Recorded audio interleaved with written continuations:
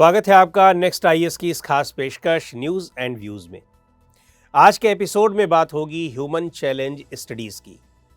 Indian council of medical research यानी ICMR ने human challenge studies के एथिकल कंडक्ट के लिए कंसेंसस पॉलिसी स्टेटमेंट जारी किया है। ह्यूमन चैलेंज स्टडीज़ को controlled human infection studies CHIS भी कहा जाता है। ऐसी स्टडीज़ में ह्यूमंस को डिजीजेस से इन्फेक्ट कराया जाता है और फिर देखा जाता है कि इन्फेक्शन फैलाने वाले पैथोजेंस से क्या स्थितियां पैदा होती हैं, बीमारी कैसी होती है और इन्फेक्शस माइक्रोब्स कैसे रिएक्ट करते हैं। पूरी दुनिया की बात की जाए तो ऐसी स्टडीज़ कई साल से की जा रही हैं। मसलन 1900 में की गई येलो फीवर स्टडी। इस स्टडी से ही पता चला कि येलो फीवर का वायरस मच्छर से फैलता है। कोलंबिया, कीनिया, तंजानिया और थाईलैंड जैसी लो या मिडिल इनकम कंट्रीज़ ने इन ह्यूमन चैलेंज स्टडीज़ को कराया है, जबकि भारत में अभी ऐसी स्टडीज़ नहीं हुई हैं। हालांकि इस मामले में भारत ने दूसरे देशों के साइंटिस्ट्स के साथ कोऑर्डिनेट किया है।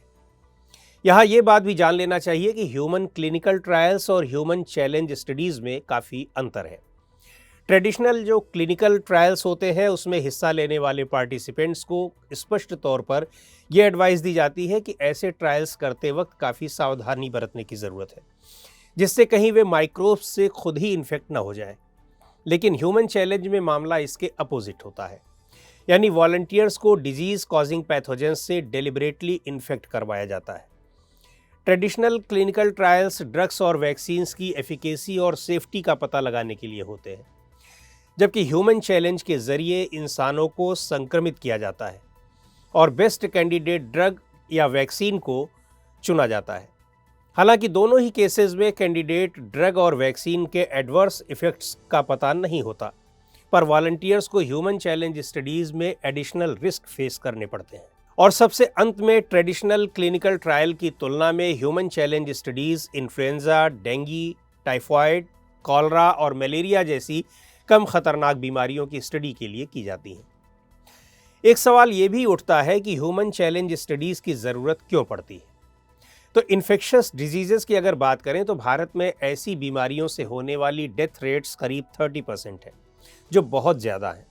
ह्यूमन चैलेंज स्टडीज़ के ज़रिए ट्रेडिशनल ह्यूमन क्लिनिकल ट्रायल को स्पीड अप करने में मदद मिलेगी, जिससे ड्रग्स और वैक्सीन्स को और इफ़ेक्टिव तरीके से इस्तेमाल में लाया जा सकेगा। ह्यूमन चैलेंज स्टडीज़ के ज़रिए हमें पहले से नोन पैथोजेंस, उनके संक्रमण, उनसे होने वाली बीमारियों और उनके प्रिवेंशन के बारे में और बेहतर जानकारियां हासिल हो सकती हैं। चूँकि ज़्यादातर डेवलपिंग कंट्रीज़ में इन्फेक्शस डिजीज़ेज़ एंडेमिक यानी लोकल नेचर की होती हैं और दवाइयों के ख़िलाफ़ उनकी रेजिस्टेंस पावर बढ़ रही है, तो ऐसे में समय की मांग है कि इसमें और इफ़ेक्टिव मेडिकल इंटरवेंशंस खोजे जाएँ। कोविड-19 जैसी कुछ बहुत रेयर केसेस को छोड़ दिया जाए तो इन्फेक्शस एजेंट्स के बारे में बहुत अच्छे से पता होता है। पार्टिसिपेंट्स को कम से कम खतरा हो, इसके लिए कमज़ोर पैथोजन को यूज़ किया जाता है। इसके अलावा एक और ज़रूरी चीज़ है और वो है रेस्क्यू रेमेडी की अवेलेबिलिटी, यानी इन्फेक्शन देने के बाद मामला बहुत बिगड़ ना जाए, इसके लिए रेस्क्यू रेमेडी बहुत ज़रूरी होती है। जैसे जब किसी को रेमडेसिविर के बारे में बहुत जानकारी नहीं थी, उस समय सार्स कोविड-2 वायरस से जुड़ी स्टडी में ये रेमडेसिविर रेस्क्यू रेमेडी के तौर पर उपलब्ध थी। क्लिनिकल ट्रायल की तरह ह्यूमन चैलेंज स्टडी में भी कई तरह के एथिकल चैलेंजेस हैं। जिन ट्रायल्स में इंसान को जानबूझकर संक्रमित कराया जाता है, यानी डिजीज़ कॉजिंग पैथोजन के कॉन्टैक्ट में लाया जाता है, उन ट्रायल्स को एथिकल तौर पर ज़्यादा चैलेंजेस का सामना करना ही पड़ता है।